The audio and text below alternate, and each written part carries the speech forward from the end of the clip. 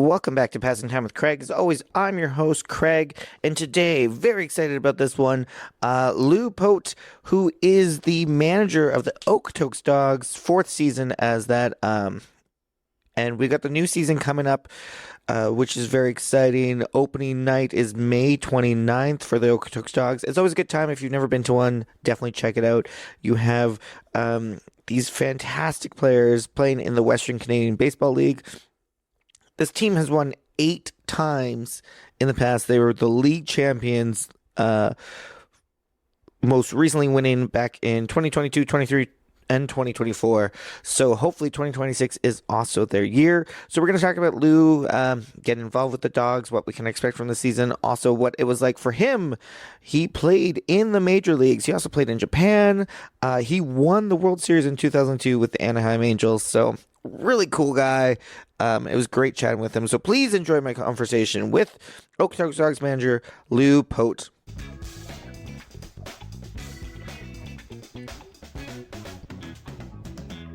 All right, Lou, this is such a cool thing. I was telling my family when I got the email that I get to interview you, they were pretty stoked. We're a big baseball family. This is very exciting. So we've got so much to cover from, your time winning a World Series and then, of course, now being the manager for Okotoks Dawgs. But I want to start off, was just baseball always in your blood? Like when you were a kid, was it just always baseball for you? When did this come and when did you know that this could be your life? Yeah, well, baseball's always been my dad. My dad was a big influence, getting me into it. My brother and my sister played. My dad coached high school baseball in Chicago. So yeah, as long as I can remember, it's and I played other sports. It was baseball was summertime, and then it was football, and then in the winter it was basketball, and did that through high school, and then it was just it was something. Obviously major leagues for every kid that plays baseball. It's kind of like their dream. Yeah. And like that was mine. I got plenty of school assignments that what do you want to do when you grow up? Mine was always play Major League Baseball, and so um, when I kind of knew that I had a shot was probably my senior year that I had a chance at professional baseball. I got invited to a Pirates private tryout, and then ended up hooking up with my junior college, and my coach was a scout for the Pirates, and then after my first year, I got drafted by the Giants, and they wanted me to go back to school. Went back to school, and yeah, and then I ended up signing after my sophomore year, and the journey began. Right, it was it's it was everything I thought it was gonna be. It was as hard as I thought it was gonna be. It was fun, and I got to see the world for other people paying me to go play baseball around the world, and it was coolest job you could ever have. Yeah, you played ball for professionally for over 20 years. You got to go all over. You were in Japan, you're seeing and doing something you love. You must have felt do you just look back and go, how did I get so lucky of doing something I actually love? And sometimes people just view it as a hobby or a thing that they got to do as a kid, and you get to see the world and entertain millions of people. How lucky you must feel. Yeah, it was. It surpassed what I thought it was going to be like. I obviously would have loved to have played 20 years in the major leagues. That's everybody's. Once you get there, that's you want to play as long as you can. Um, and I was realistic. I wasn't. It's fastball was as fast. I couldn't miss barrels as much, and so it was. The Japan thing kind of fell in my lap after the 2002, where uh, my agent had said that somebody had they approached them, Hanshin Tigers had approached them about possibly coming over there, and I still was on the major league roster with the Angels, so it was that was an unbelievable experience just to see baseball in how hard the Japanese culture works, and how passionate they are, and yeah, it was so the Japan was an unbelievable experience to be able to bring my family over there and experience that. I didn't pitch very well. That's why I was only there for 1 year, but it was something I look back on and just like even to this day, like some of the guys will ask me in the academy, what was it like, playing in the big leagues, and it just it's kind of pinch yourself, because you're telling these stories, and they aspire to do the same thing. Uh, so just to be able to share some stories with them, and then when I get back to the house, I'm like, man, that's pretty cool that I get to share that stuff with them, and it's pretty fortunate, pretty lucky, and very blessed to be able to play for that long. Yeah. And pitching, like, did you immediately know that you wanted to be a pitcher when you were a kid? Like, was that always your favorite thing to do, more so than anything else when it came to baseball? Like, um, pitching takes a lot. Yeah, no, I was like I played shortstop. I caught like in little league, and you play everywhere. But Yeah. and then high school, I played everywhere. I was like infield, played a little bit outfield, and then in the summer I was always like shortstop slash pitcher. And then ended up going to college playing shortstop and pitching. I knew I was a pitcher, and it was something I loved doing at the time. And I knew that I was better at. Like I knew I couldn't hit. I could hit at that level, but like I knew it was coming to an end. And once I got to just pitching only, I really took off. And it was something that you get passionate about it, and you're not having to worry about hitting and taking ground balls and stuff like that. So I knew that was my ticket if I was gonna do anything in the sport. So yeah, it was cool, and a lot of work, a couple surgeries. So it's a grind, and just to stay healthy. Yeah. So, while we're on that subject, like, while you're like kids, teenagers, people listening to this, and they want to play baseball, do you think is it smart to kind of just start if you know you want to do baseball, or really like kind of any sport, but like focusing on what you think you're the strongest at and making that be the most successful. So if you notice people comment on how you are with hits and just and then running, doing all that stuff, or yeah, people seem to comment on your arm when it comes to pitching. Maybe focus on that. Well, it's you got to have a major league tool, and mine was, I I had the arm strength that attracted them. But what I just kids is place. You play everywhere. You learn the game that way, Hmm. and then just try and be as athletic as you possibly can. Like other sports when they're as you're growing up, and then I find it up here. Once we get to like 15, they start picking, like they start to realize, maybe hockey's not my sport, and I got a better chance of going to college and and getting school paid for playing baseball. So the biggest thing I like is just stay athletic, and you'll know when it's time, like to pick like even in our with our academy, we have guys that are in grade 11 that still do both, and grade 12 that still do both. But some guys are a little bit tougher than others because they're a little bit more skilled both ways. So, but I feel it's most players will know like what their ticket is eventually, and then they always like doing something more, right? And if you whatever you like and you love doing more, you're gonna practice more, and you're gonna probably be a lot better at that. Yeah.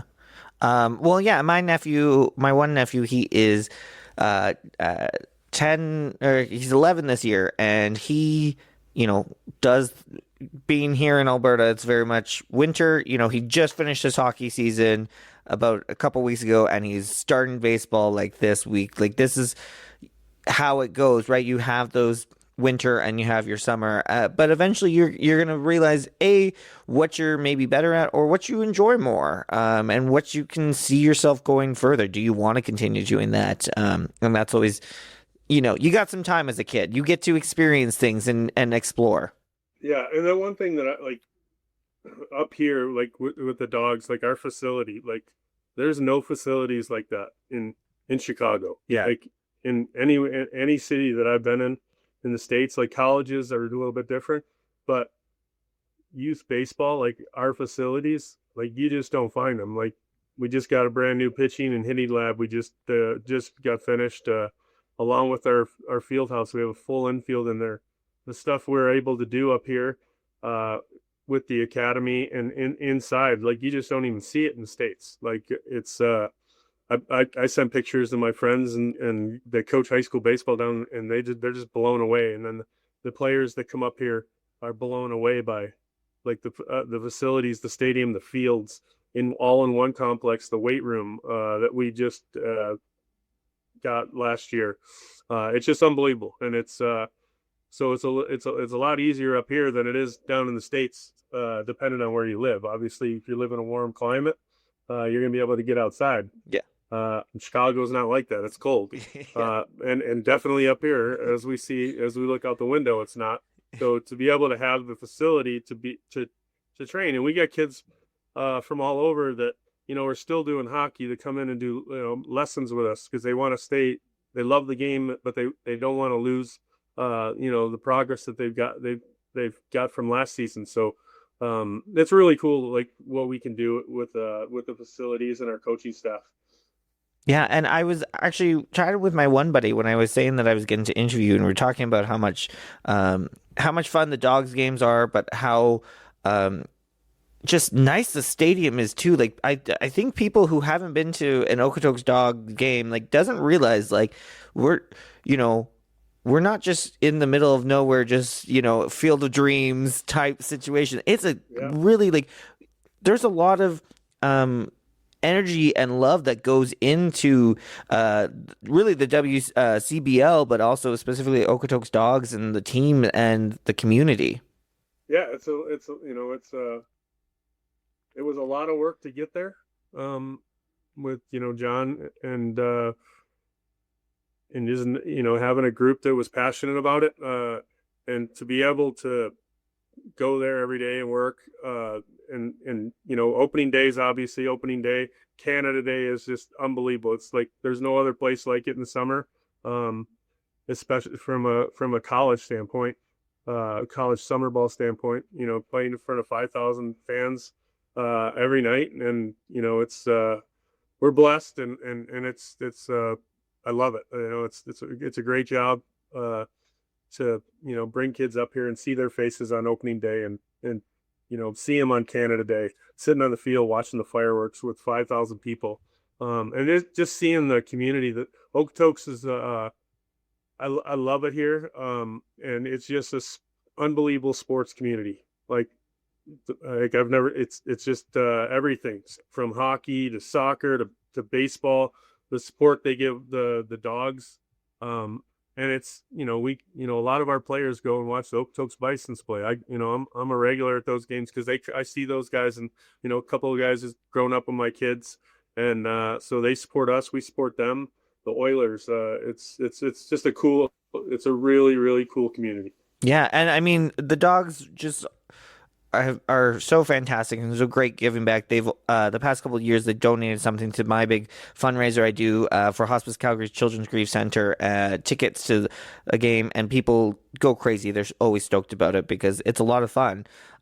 So okay, so you played professional ball. And then you transitioned to being a coach manager. What was that transition like for you? Were you pumped to be this new role? Was it intimidating to think about your previous managers and now be in charge of rallying this group of young guys? No, intimidating. Not really. I would say it's like getting the ball on every fifth day, or get the phone ringing. You're in the game. Every game it's still like that. You get the butterflies because you love doing it. And I'm a firm believer if you don't get that, then I don't know if you love it. Yeah. It's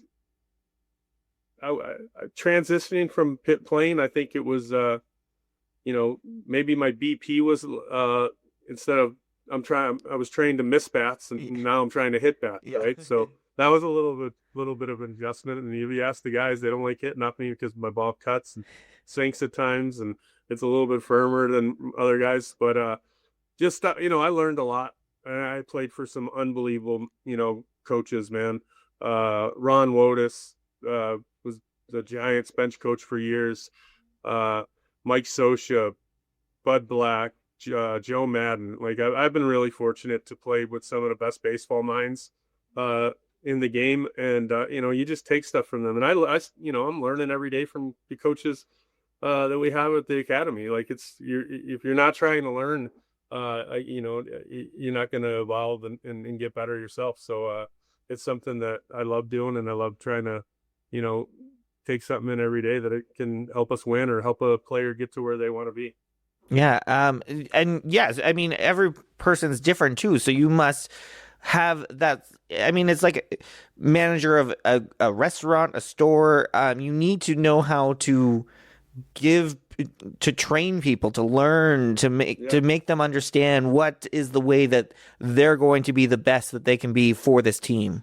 Yeah, the games and not only adjustments when you're playing.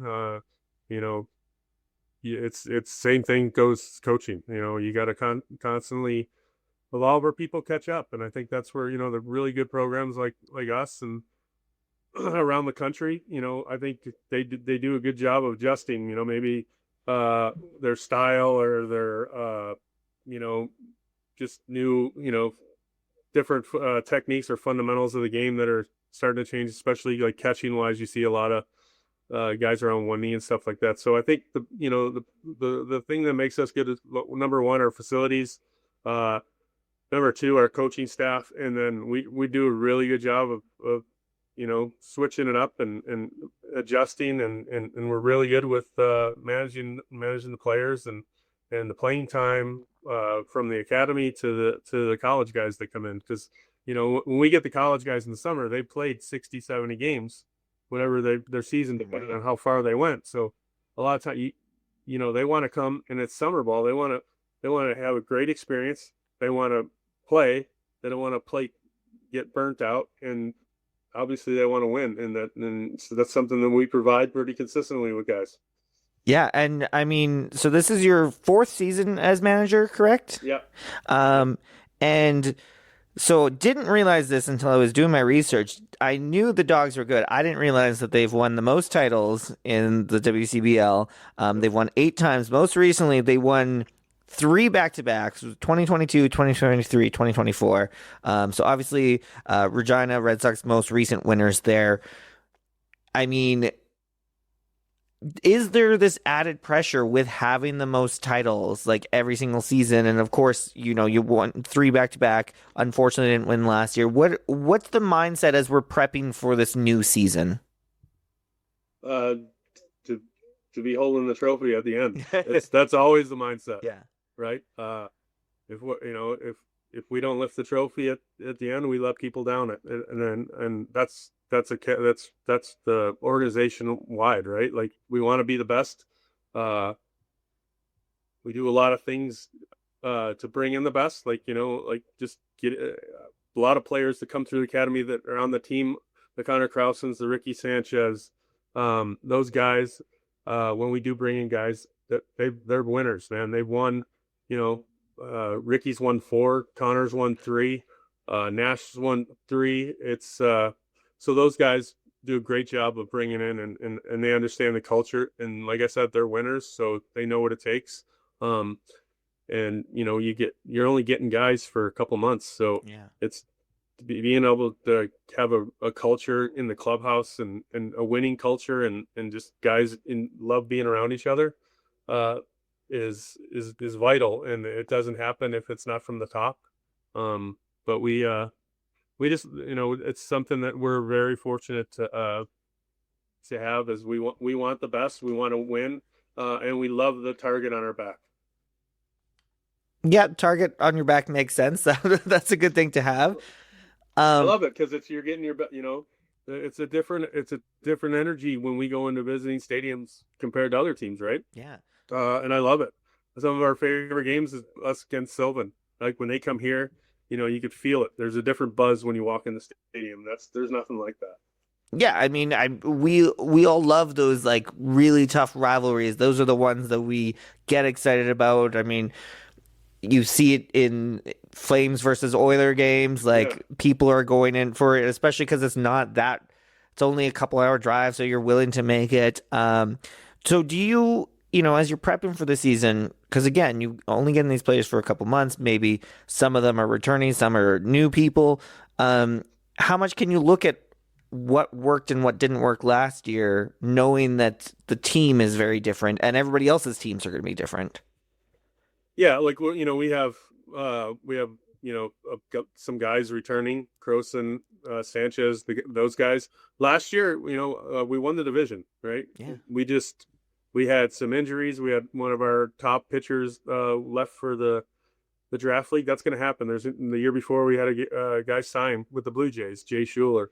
So you just gotta you gotta try and have pieces ready to go. We're fortunate with our academy. We have you can have affiliate players that are in high school, and I mean last year we had AJ Rogers, Preston Toshnik, Will Labont, uh, through 6 scoreless, 7 scoreless, and like 4 scoreless, and these guys are in high school against college guys. So to be able, it's a great luxury to have, and not a lot of places can do that. Like so, yeah, like number one, you got to stay healthy. Mhm. Number two, you got to have, you know, you got to be prepared for, something unexpected, right? Because every year there's something that, whether it's a guy needs a, the school wants him to home. They want him. He has to leave early for school. You only have him for the first half. There's certain things that just kind of pop up, and you just got to be prepared. And if you haven't kind of ran it through your brain and have an idea of what if, right? I think that's where can make or break your season.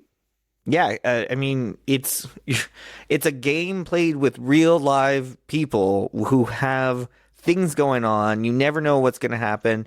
Um, People move, people have some sad thing come, or they're just having an off day, or an injury happens. Right? It's all these variables that are real fun for you.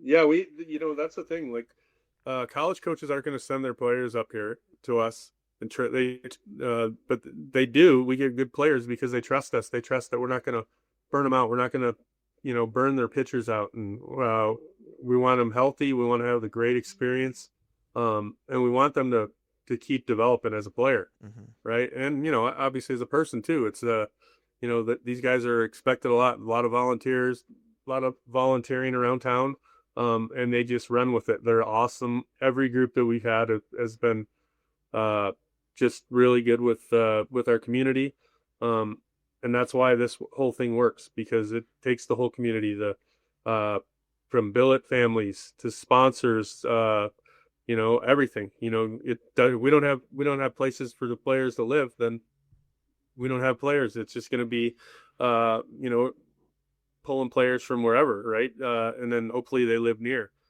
Uh, so yeah, it takes a lot, and it's something that our front office, from John, our managing director, and to our front office, to all our academy coaches who help recruit the team. Like it's just not myself or the college staff. There's a lot of guys that are putting a lot of work in to make us as good as possible.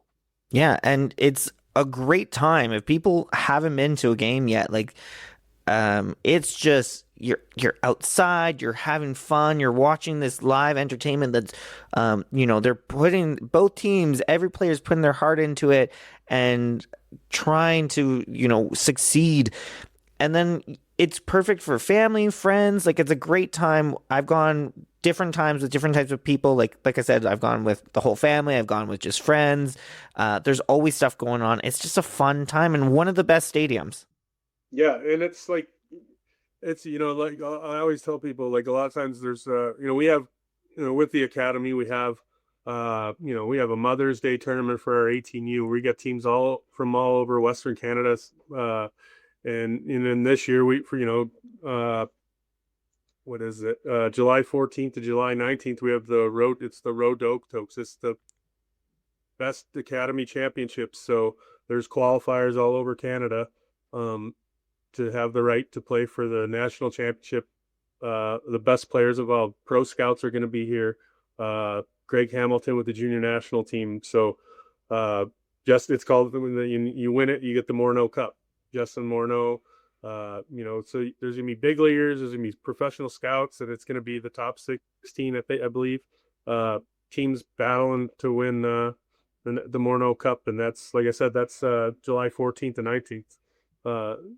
During the season. So we'll be on a road trip. We get back.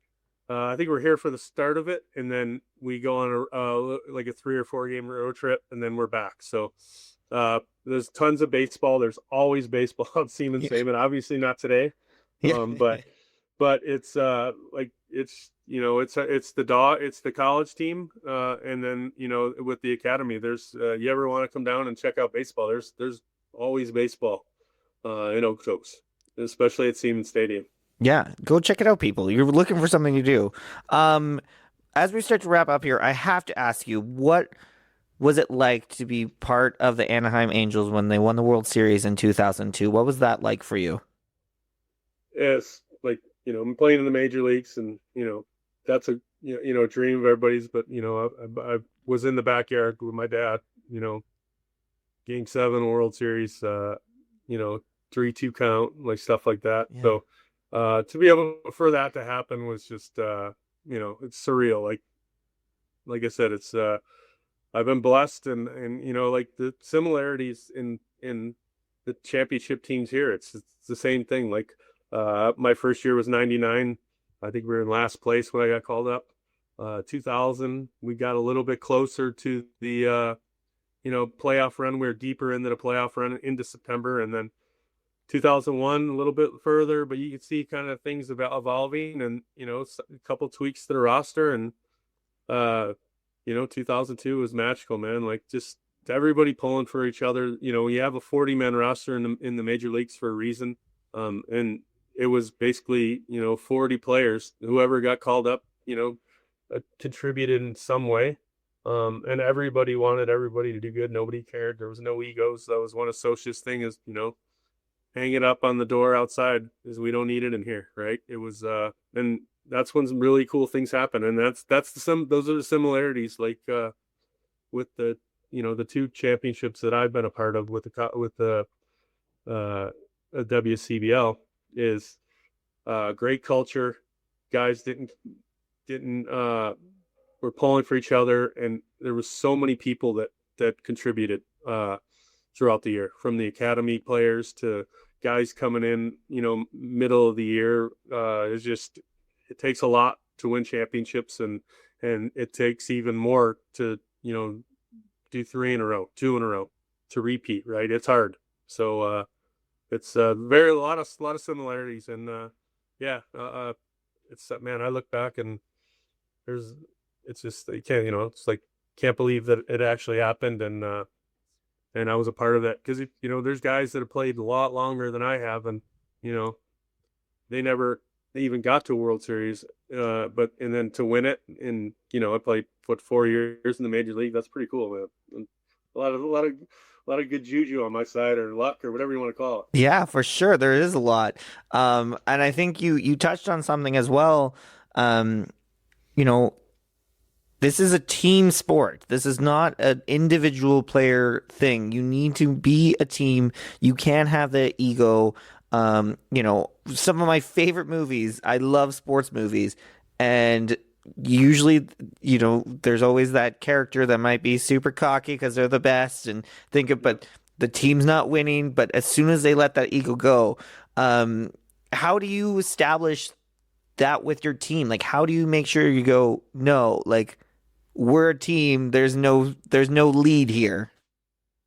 Yeah, you do, like there's gonna be instances like you might get that guy, and they find out right away, because like Kraus, the guys that have been around, they're in that clubhouse, they're unbelievable at just meshing so many different personalities. So like when we always say it, like Joe Torre and Joe Torre had the easiest job in the world because the players police themselves. They take care of stuff, and I think it's no different with us.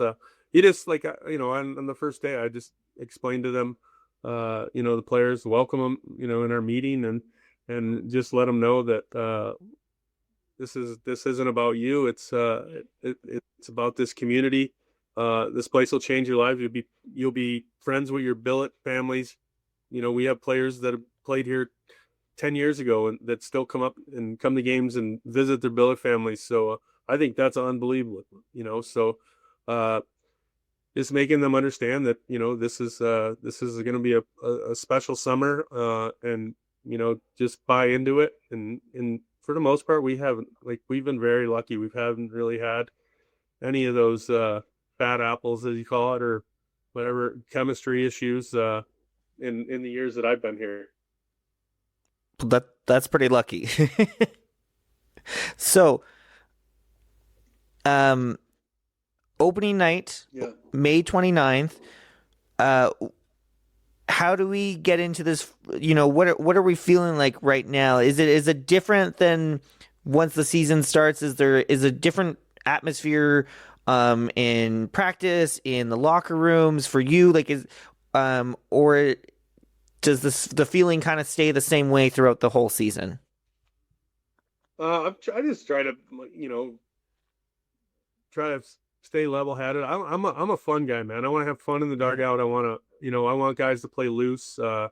And I think if you're just up and down, like if you're you know really high, really low, it's that your team reflects that. So I just I want them to know that I got their back, and if when it comes to sticking up for them with umpires, or protecting them or whatever, I want them. That's the one thing that players will run through the wall for you when you know that that you got their back. And I think that's one thing uh, that's been consistent here is the coaching staff. Dave Robb, I don't even know if he has a room for another ring on his fingers. He's been part of all of them, right? So from Joe Surgent to Mitch to Andy Peterson, uh, they coach in college. Their teams have the exact same culture, and I think they're successful there because it's pretty much even keel, and we like to have a lot of fun. Yeah, I think what I can gather from this whole interview is it's a great community to be a part of. The team's awesome and it's fun, and we want to win, and we're here to win, and we're going to do it by being a team and having fun and being part of a community. Yeah, that's what it's about, man. It's about building relationships that are not just going to last for the summer; that you're going to last a lifetime. Um, and when the guys leave from playing here, and I want them to come back. I want them, uh, you know, to see the upgrades in the stadium that weren't here when they were here, and they have that pride. Like guys, I talked to a couple of players like Caden Williams from last 2 years, and this guy played here for 2 years, and he loves it, and he's already talking about coming up, and that's, I mean, I think you've done a pretty good job as an organization, and as a coaching staff, and as a community when you get that when they want to come back, and that's as a coach, that's I've a couple of years ago, we went to one of our former players' wedding, Noah Geeky. So that's the ultimate compliment as a coach, and seeing those kids in high school, and then when you get invited to their wedding, that's awesome. Like that is one of the coolest things that ever happened. Yeah, that is super awesome. Okay, I think my final question for you is if you were to be playing today, what would be your walkout music today? Well, I never actually had a walkout song, but when my first outing in Anaheim, my big league debut against Cleveland, they played Bob O'Reilly by The Who. Nice, good And song. then yeah, so I was like, I'd heard the song, but I was like, they started it from the beginning, and it was like, oh, this is pretty cool, man. Yeah. So then I'd have to go that. Like that just fired me up and got me in the got me jamming a little bit on the way to the mound, so I used it a couple. I used it when I was playing in Edmonton a lot. Um, and if somebody asked for a walk up song, like when I was in AAA, a couple years at the end of my career, but yeah, Bob O'Reilly by the Who. Nice, nice, excellent choice. It seems like the walk-up songs it's becoming more talked about, I feel, these days. Yeah. Oh, there's some good ones, man. Like Mason Miller's is unreal. Yeah. And like the light like the lights are unbelievable. I would be afraid I'm gonna freaking trip over a piece of grass or something, right? Like the lights are flickering on and off, and it's the atmosphere unbelievable. Like what's it, Diaz, like with the trumpets. Yeah. It's just awesome. Like I think we had we had some walkout songs when I was playing, like with some of like our closer, like Troy Percival. I remember when I first got there, he came out to, they call him the fireman. Yeah. And I had never heard that song before, but and then the next year in the World Series year, he was coming out to Scott Spezio, Sandfrog, right? Our first baseman had a band, and he's from Chicago, so I would always go watch him in the off season. And Percival liked one of his songs, so he's like, "I'm gonna come out to that." Yeah, that's pretty cool. That's awesome. Oh, I love that. I mean, again, if people have not checked out Okotoks Dawgs, go check it out. It's so much fun. It's a great time. You're in the sun. If you want to bring the kids, there's playground, there's the field, like there's spaces for everybody. Yeah, and we don't need rain like we had last year. No, Right? yeah, it was a little rainy last year for you. Yeah, too much, man, too much. We'll accept the snow, Yeah. but we want blue skies and people having a blast out stadium, because it's an awesome experience. And so yeah, come on out, man. It's Okotoks. We win and we like to have fun, and it's there's no other place in the league to watch a baseball game than seeing the stadium. Yeah, it's the best place. Does rain really, like, how much do you guys see it and go, oh, this is gonna screw up our game today? Like, Well, we as players and as staff, yeah. we put the tarp on, we pull it off. I think it was somebody accounted last year, it was like 40 times it off. Yeah, and it was we were taking grass out, putting sod in. Our GM's running, Tyler Hollick, our president, is running to, get new sod, and like it's a team effort, man. Like it's and the fans see that, right? Like Yeah. they don't leave, like just go under the concourse and watch, and our guys go out and slide tarp slide, and so we're entertainers. Like Yeah. they're entertainers, and we try to do whatever we can and to play the game. Yeah. Well, it was such a joy chatting with you, Lou. I'm so looking forward to the season and coming to check out some games. It's gonna be a lot of fun. Well, I appreciate you having us and your support of the Dogs organization. Yeah, of course, man. Thank you. Thank you so much.